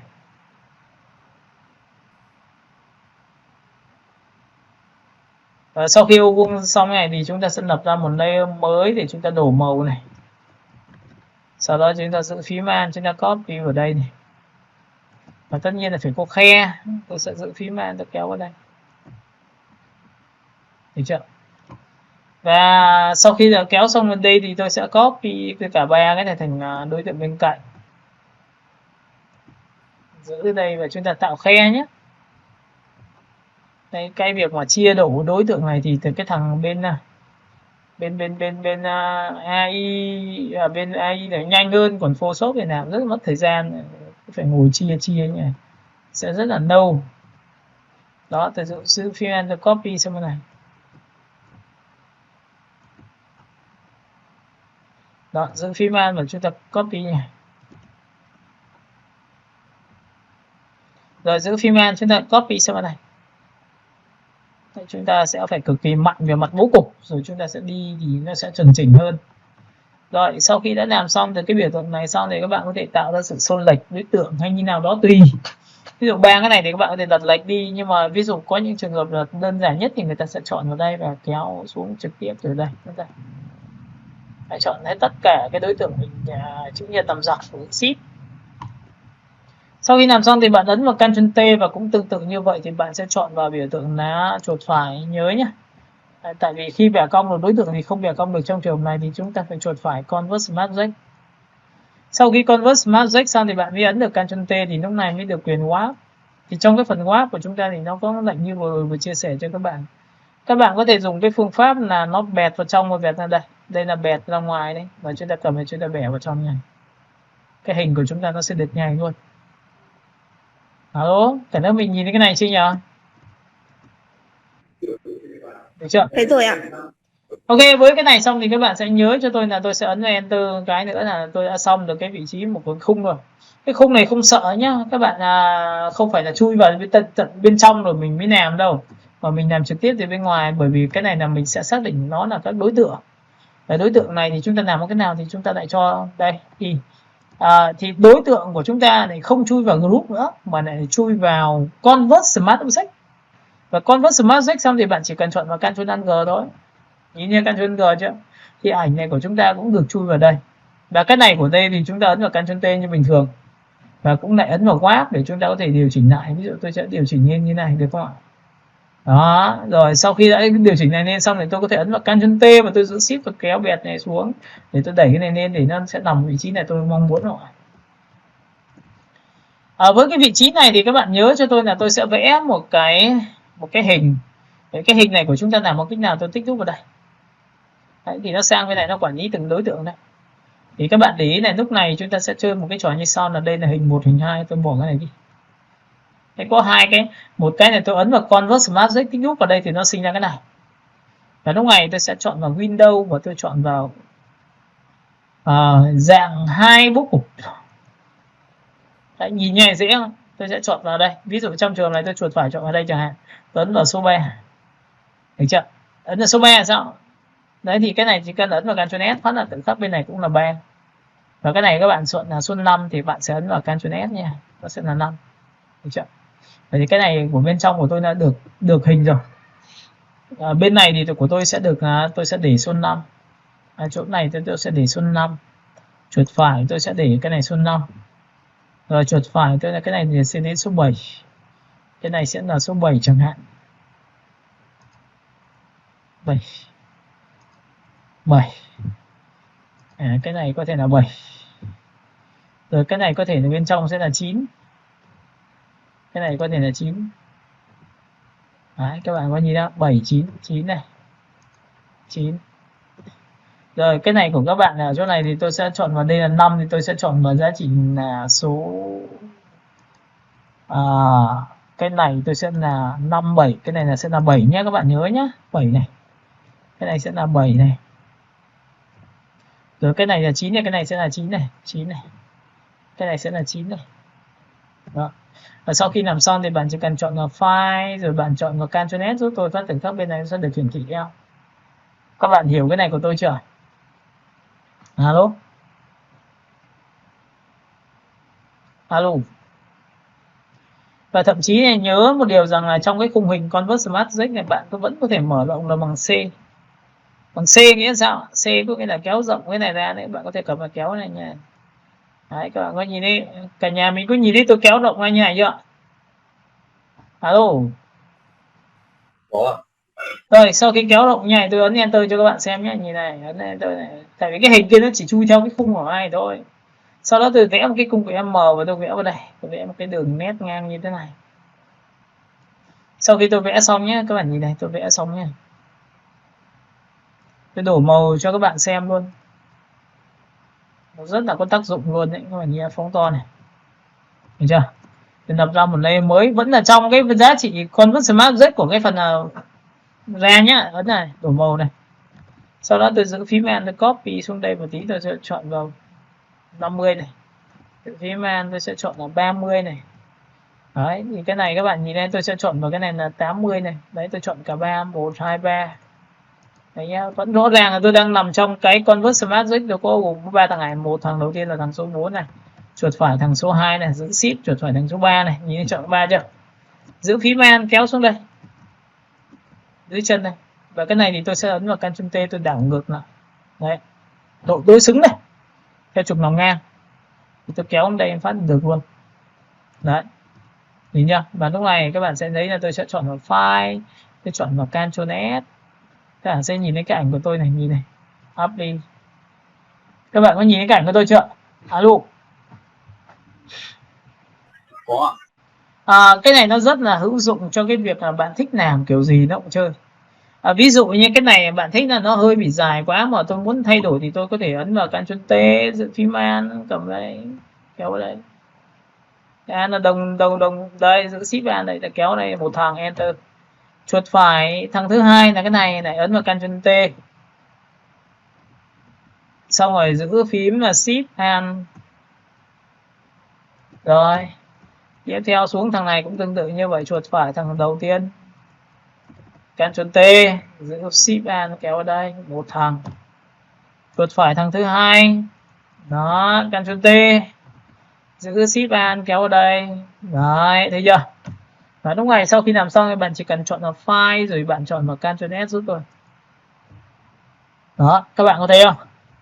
Các bạn thấy nó sẽ biến đổi rất là nhanh, và cái này nó sẽ giúp ích cho các bạn là tạo ra những cái bố cục nó nhìn trông nó sẽ vẽ lại nó cũng khá là khó nhá, chứ không phải là dễ đâu ạ. Alo, mọi người nhìn cái này chưa nhỉ? Alo. Có. Rồi, sau khi đã làm xong về Convert Smart Object thì bạn tắt cái này đi. Và bây giờ bạn chỉ tồn tại một cái này thôi, thì muốn chui vào lại thì lại tích đúp vào đây thì nó lại nhảy ra lại chính. Hiểu cái này không ạ? Alo. Alo. Alo, cả nhà mình nhìn thấy cái này chưa? Vậy thì tôi đã chia sẻ cho các bạn về cái việc là chui vào một đối tượng rồi bằng group, đúng không? Và đây là Convert Smart Object, nó sẽ được như này, đúng không ạ?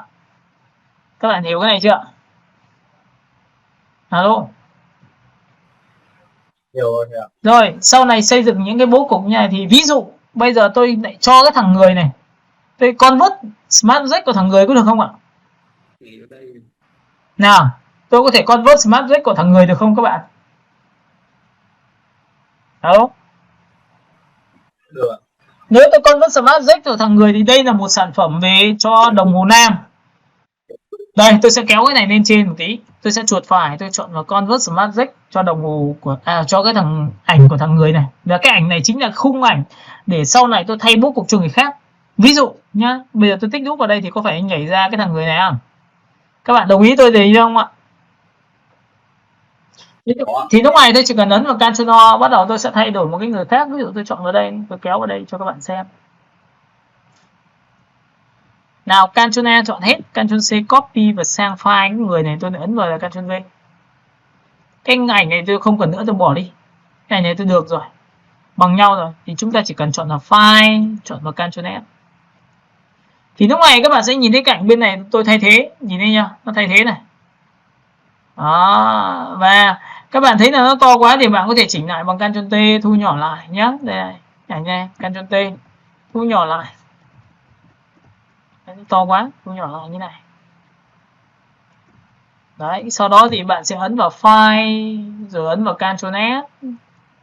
Thì sang bên này nó sẽ nhận diện luôn. Rồi, các bạn nhìn chưa?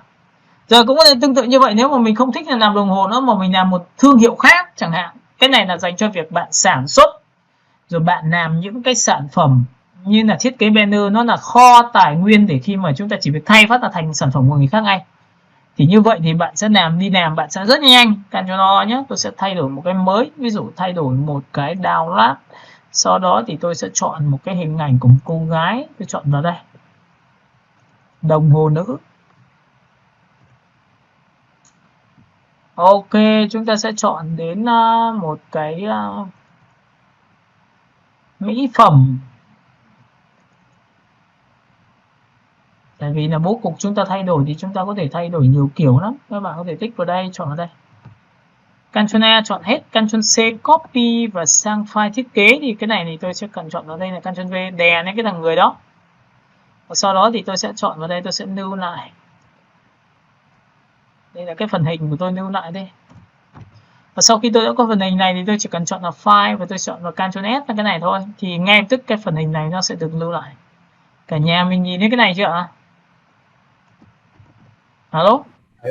Đấy, vậy thì mình sưu tầm thật nhiều những thể loại bố cục khác nhau, thì sau này mình đi làm banner, poster hay là standee cho tất cả các công ty về thiết kế đồ họa quảng cáo thì mình cũng làm nhanh hơn, bởi vì mình có tư liệu, mình có form bố cục.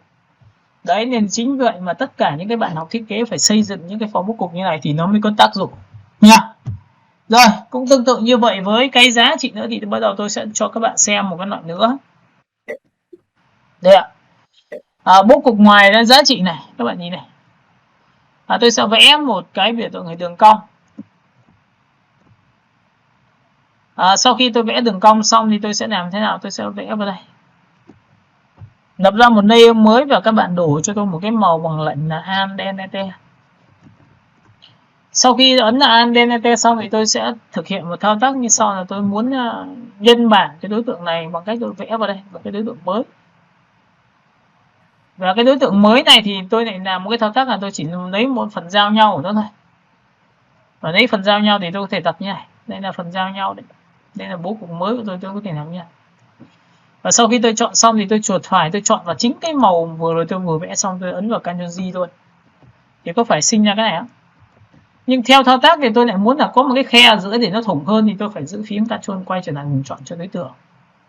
Sau đó thì tôi sẽ chọn vào một biểu tượng làm to ra bằng cách chọn vào Select, chọn vào Modify và chọn vào Expand thì nó sẽ to ra.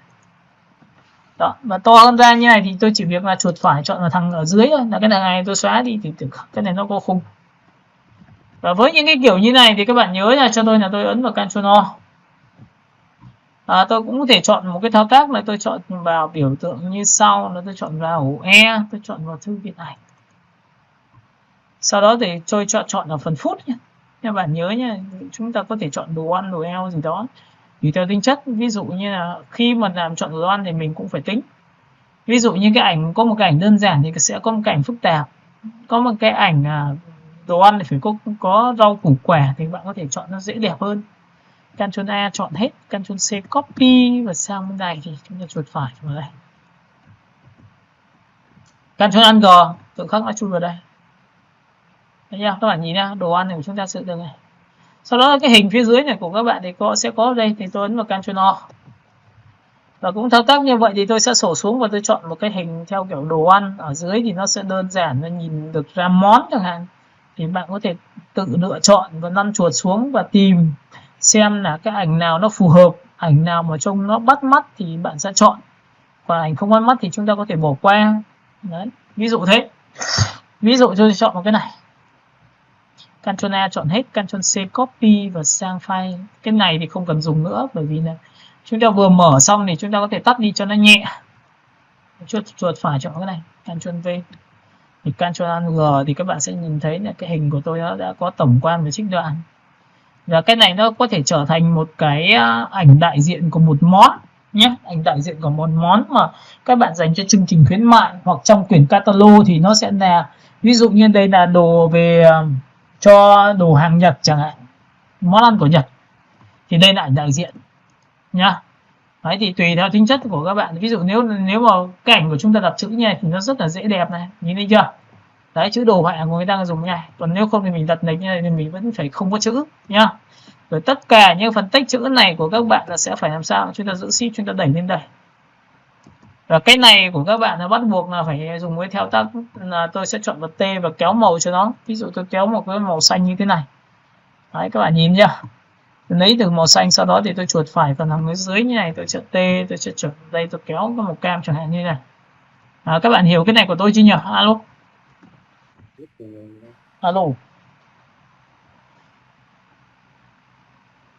Alo. Alo, alo. Hiểu thì ơi. Rồi tiếp tục, hôm trước thì tôi cũng đã dạy cho các bạn những cái tiêu chí về biến đổi về hình, thì cái này cũng có một cái loại hình nữa mà hôm trước tôi đã dạy cho bạn về cái cách người ta gọi là lấy là hình đen trắng. Tôi chọn vào file và tôi chọn vào công cụ với Ctrl O. Trong phần Ctrl O thì tôi chọn vào ổ D và tôi chọn vào tư liệu. Sau đó thì tôi sẽ chọn vào biểu tượng là chưa lọc. Sau đó tôi chọn vào background. Sau đó thì tôi chọn vào đen trắng nhé, các bạn nhớ nhá. Thì trong cái trường hợp này, ví dụ đây là một cái hình này. Cả lớp mình nhìn thấy cái này chưa? Alo? Alo? Cả lớp mình Dạ nghe này ơi. Cả lớp mình để ý cái phần này nhá. Cái phần này nó giống như cái phần trước tôi dạy cho bạn lọc logo ấy. Thì cái logo của nó chỉ có đen và nền trắng thôi. Nhưng cái biểu tượng hình này thì không phải đen và nền trắng, mà là hình của chúng ta là vừa có đen nhất, nó có ghi và nó có trắng. Thì muốn lọc được cái nền trắng thôi, thì cái độ ghi không thì nó chính là thể hiện cái độ mờ của cái ảnh sau này sẽ chui vào đây. Thì chúng ta làm như sau, là bước 1 là tôi sẽ tạo ra một cái mặt nạ nhé, mặt nạ cho nó. Và sau khi cái mặt nạ xong thì tôi sẽ chọn vào cái image và tôi chọn vào upload image. Nó sẽ chụp toàn bộ cái màn hình của các bạn này vào trong cái mặt nạ đó. Thì cứ nguyên tắc màu đen sẽ là mất hình, màu trắng sẽ là còn hình. Bạn tích vào đây phát thì cái hình bên trong bị nõm, bị thủng này. Các bạn có nhìn thấy bị thủng như này chưa? Alo cả nhà mình, ai nhìn thấy cái này nhỉ? Alo. Dạ thấy. Rồi. Nhưng lúc này sau khi ấn vào đây thì các bạn nhớ là cái invert này cho tôi là nó sẽ đảo ngược lại, thì những cái bị thủng đấy nó sẽ giữ lại, còn màu trắng này hiện hình thì nó sẽ biến mất. Đấy, các bạn nhìn thấy ngày của tôi chưa? Và sau khi đã có cái này xong thì bạn ấn OK giúp tôi một cái, thì lúc này cái hình này rất là hay, chỗ này nó có to vừa bé này. Bạn sẽ cầm cả cái đối tượng này bạn kéo sang cho tôi. Đây ạ. Các bạn có nhìn thấy cái hình này của tôi không ạ? Alo. Mình thấy này. Rồi, đây là cái hình mà chúng ta lấy ngẫu hứng từ cái chỗ khác sang dạng như màu nước đấy. Sau đó thì phần lúc này thì chúng ta sẽ ấn vào Ctrl O. Sau đó thì chúng ta sẽ chọn đến một cái ổ E, chúng ta chọn vào phần thư viện ảnh. Sau đó thì chúng ta sẽ chọn vào biểu tượng đó là cái hôm nay các bạn có thể làm bánh trung thu, hoặc là các bạn có thể làm cho đồ food chẳng hạn, đây là đồ ăn đấy. Trong cái phần này thì các bạn nên hãy chọn cho tôi một cái cảm giác là ảnh nó sẽ là dài, chiều dọc. Cái này làm cho cà phê được nhá, các bạn nhớ nhá. Ví dụ cái background tôi đặt cà phê vào phát ăn ngay. Tí tôi cho các bạn xem. Đấy. Ở trong trường hợp này thì tôi sẽ chọn một cái giải pháp là tôi tích một cái đây và tôi ấn OK. Nhìn chưa? Ctrl A chọn hết, Ctrl C copy và sang file thiết kế thì tôi sẽ tắt bỏ từng cái này tôi không dùng nữa rồi. Tôi lấy sang kia rồi. Thấy chưa? Đây. Thì các bạn nhìn này, đây là cái khung, coi như đây là cái khung thì tôi sẽ cho lên trên. Nhìn thấy cái này của tôi cho lên trên chưa? Alo. Alo, cả nhà nhìn thấy chưa? Bây giờ tôi sẽ thực hiện một thao tác là làm cho cái ảnh này chui vào chính cái khung này. Và cái khung vừa tôi vừa làm cho các bạn đấy, tôi chọn vào Ctrl Alt G. Các bạn có nhìn không ạ? Alo.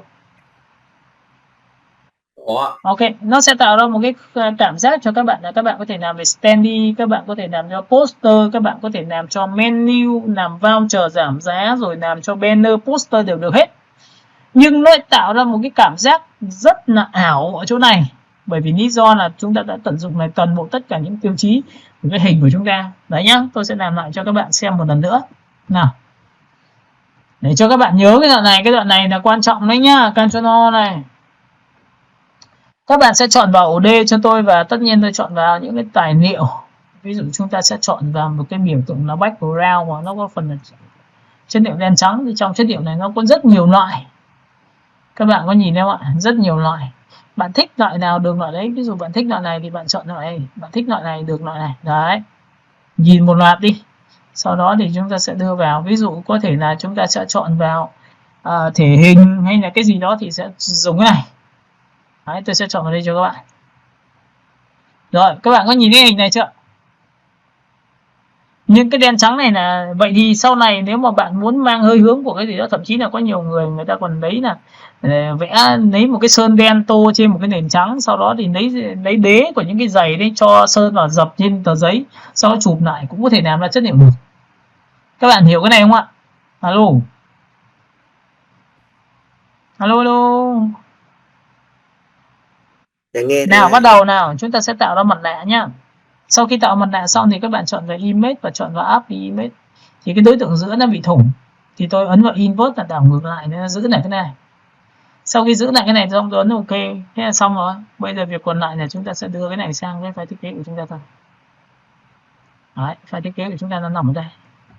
Nếu bạn thích hình to thì bạn để lại như này, bạn nếu thấy hình bé quá, to quá thì bạn có thể thu nhỏ lại. Đấy, ví dụ tùy theo tính chất của các bạn, bạn làm như thế nào nó sẽ được như vậy. Được chưa?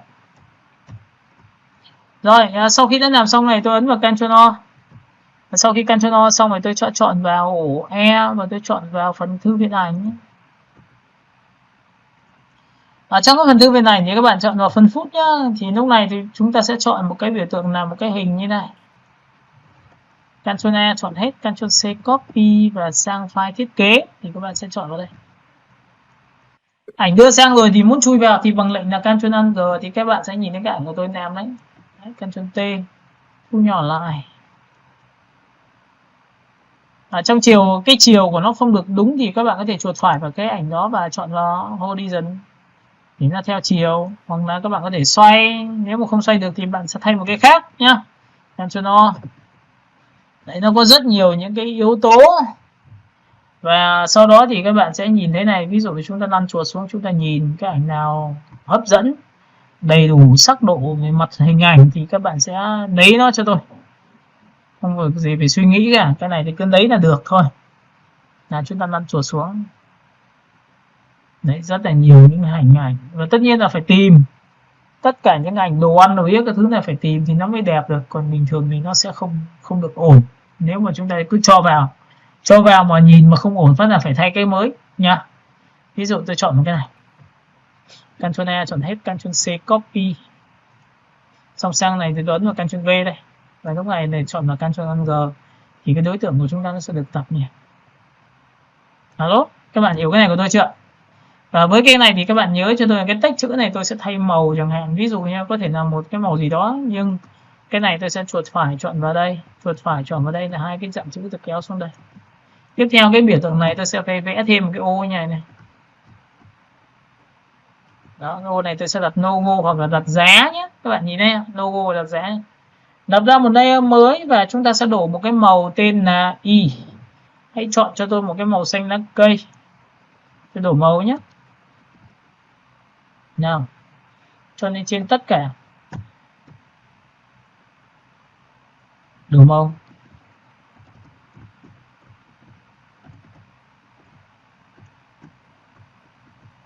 An đen và Ctrl đen.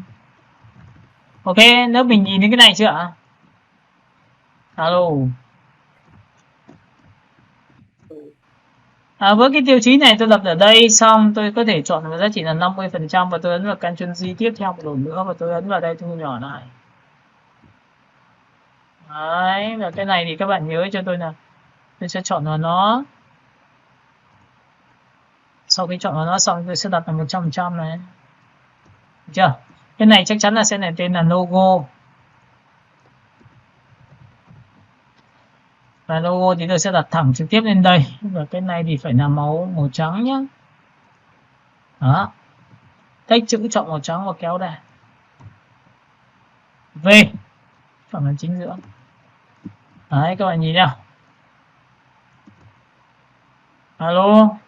Các bạn có thấy là khi mà mình có thể làm đơn giản, và lúc này thì ở dưới chữ thì cực kỳ đơn giản, nhưng cái hình của chúng ta lại rất là phức tạp. Và có cảm giác các bạn có thể làm cho cá, làm cho những cái đồ liên quan đến đồ như thế này đều được hết. Nên các bạn nhớ cho tôi là các bạn phải tận dụng những cái giá trị là các bạn lên trên mạng. Nên trên mạng mà các bạn tìm những cái tư liệu về đồ họa, về những cái thiết kế thì phải tìm những cái dòng như thế và chúng ta mang về hết. Để chúng ta có thể tận dụng làm cái khung hình của chúng ta về thiết kế trông nó ảo diệu hơn rất là nhiều. Chúng ta có thể là chươn lọc và chúng ta sẽ có một cái background. Sau đó các bạn đen trắng này, những cái bản đen trắng nó rất là đẹp luôn nha, bạn nhìn nhá, rất là đẹp. Cái này mà làm cho cà phê thì tôi thề cho các bạn là chắc chắn là ổn luôn. Những cái hình tung tóe rồi những cái hình này đều có giá trị hết, và thậm chí là những cái hình này các bạn nhìn nhá. Ví dụ sau khi làm xong đến đây thì tôi sẽ làm thế nào để lấy được cái này, thì tôi cũng tương tự nhé, tôi cho bạn xem này. Tôi dùng cái công cụ C và tôi cắt bỏ cái này đi. Được chưa? Sau đó thì tôi sẽ làm gì? Tôi tạo ra một mặt này. Bước thứ hai tôi sẽ chọn vào cái biểu tượng image và tôi chọn vào apply image và tôi ấn invert để lấy. Sau khi ấn invert xong thì các bạn chỉ cần chọn cái này sang và chúng ta chỉ việc V và kéo sang cái này thôi. Đó, cái hình này các bạn nhìn chưa? Với cái biểu tượng này xong thì tôi cho xuống dưới tất cả. Enter này. Exit cho xuống dưới tất cả này.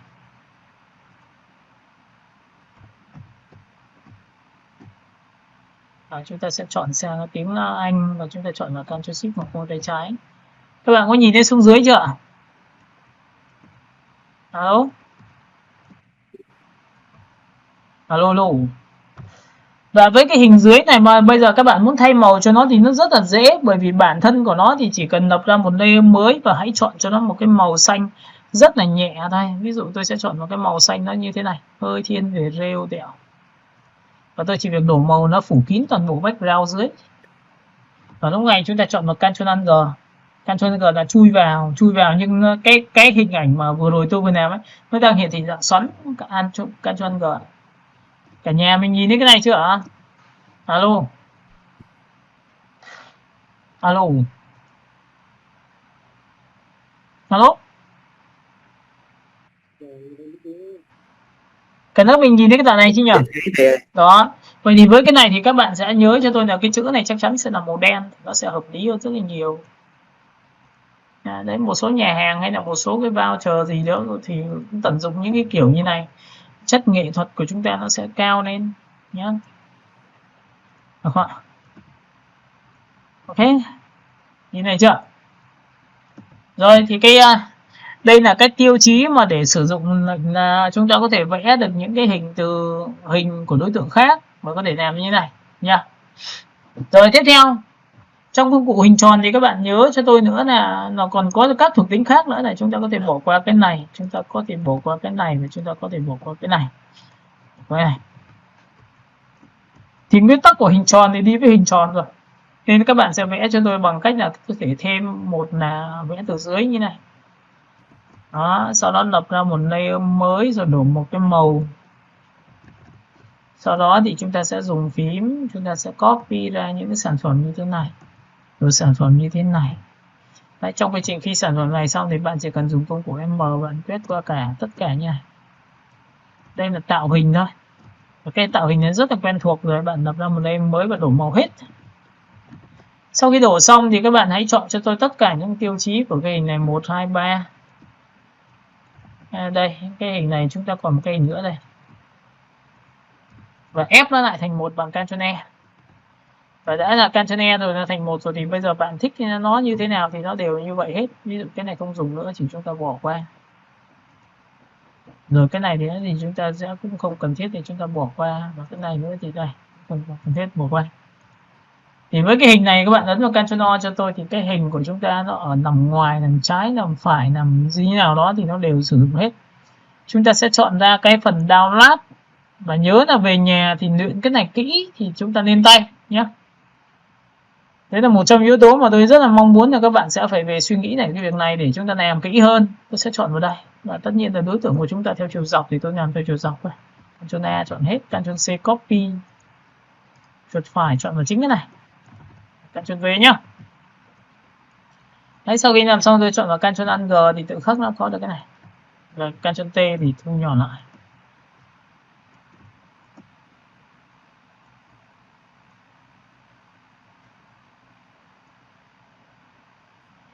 Với cái tiêu chí mà một cái hình như thế này thì chắc chắn là sẽ rất là hợp với mỹ phẩm, mỹ phèo các thứ rồi. Nên là các bạn nhớ để ý cho tôi là cái background logo lúc này nó không thể nằm ở đây, mà nó có thể là rất là nhỏ nhắn xinh xắn, nó nằm ở góc này chẳng hạn.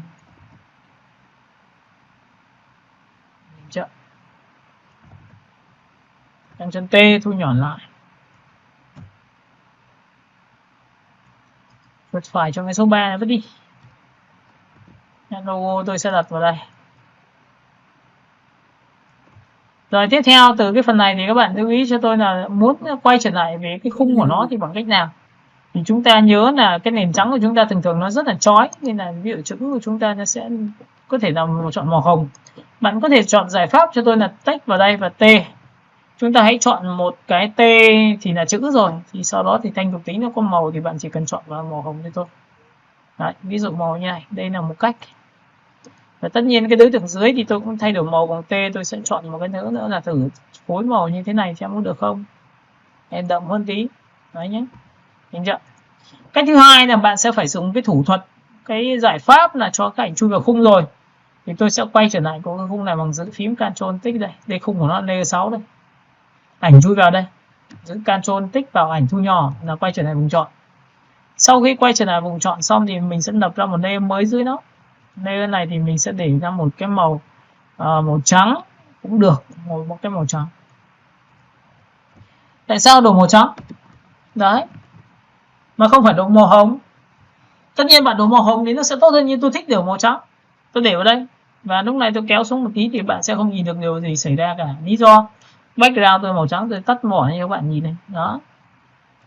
Các bạn có nhìn thấy màu trắng thôi. Và sau đó cái background này bắt đầu tôi mới chọn một cái màu tên là màu hồng. Bởi vì tôi muốn chuyển từ hồng lên trắng, xong đến cái hình của người thì nó sẽ dễ hơn chẳng hạn. Đấy ạ. Nhìn chưa? Background đây, bật lên cho xem. Đổ màu thôi, đen đây đen. Các bạn sẽ nhìn thấy đây là một thể loại về cái chuyển độ của chúng ta, và tất nhiên cái chuyển độ này bạn có thể chọn rất nhiều giải pháp. Ví dụ màu trắng này bạn có thể, ví dụ như có nhiều người ta kéo xuống giữ phím An, kéo xuống đây chọn 50. Giữ phím An nhé. Chậm 50. Giữ phím An kéo đây 30. Giữ phím An kéo ở đây 20. 10. Ok.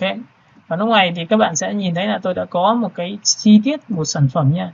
Vậy thì trong trường hợp chi tiết như này thì cái nền màu hồng của chúng ta nó vẫn bị nhẹ, nên buộc là các bạn sẽ phải chọn màu tím hồng này, phải đậm lên một độ thì rõ hơn.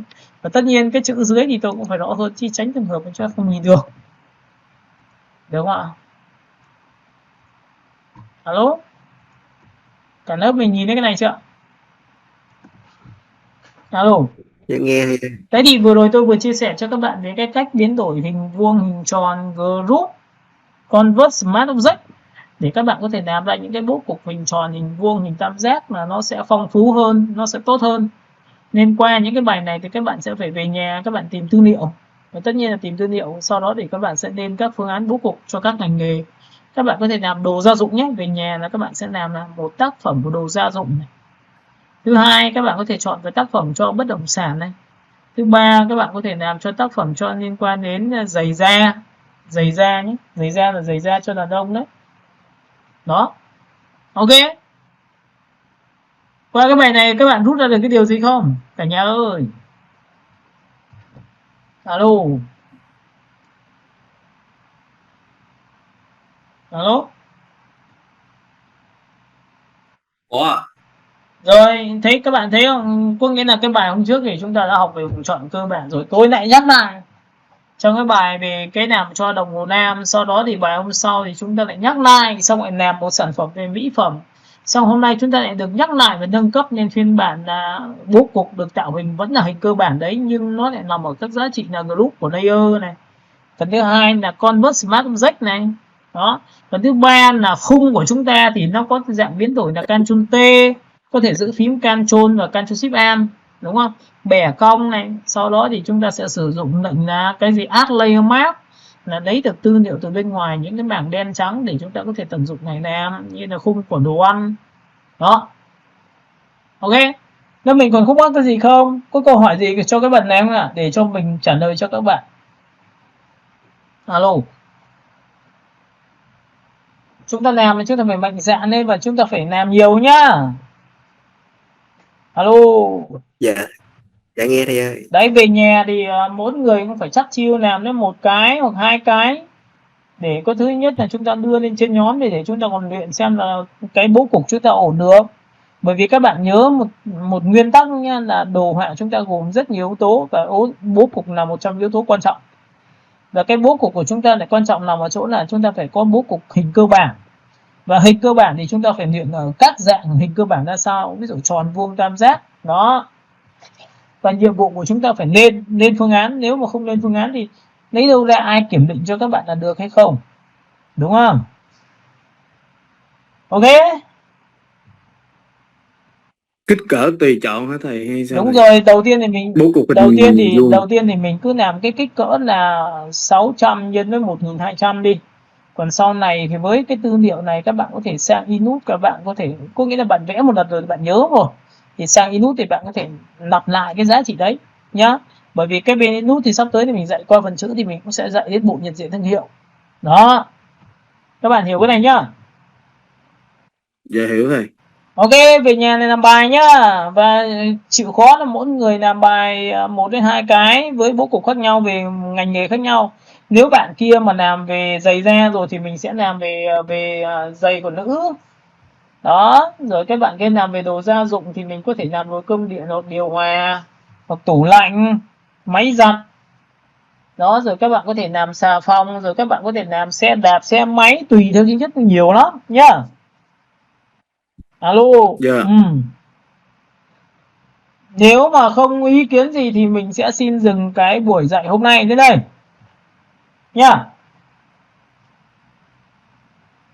Alo. Dạ vâng thầy. Ok, sau đó thì mình sẽ render và gửi lại cho các bạn với cái bài này nhá. Thế mình nghe chưa nhỉ?